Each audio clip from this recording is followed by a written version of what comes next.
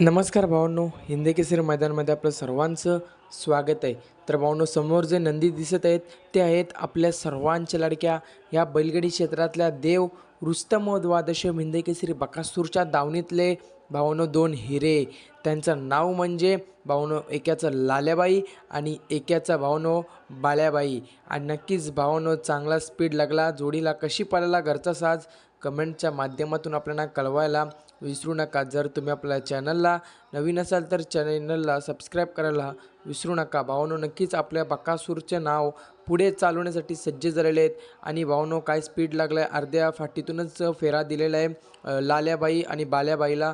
आणि नक्कीच भावांनो चांगला स्पीड लागलेला आहे. लाल्याबाई बघू शकता तुम्ही शेपूट वरती करून पळत आहे.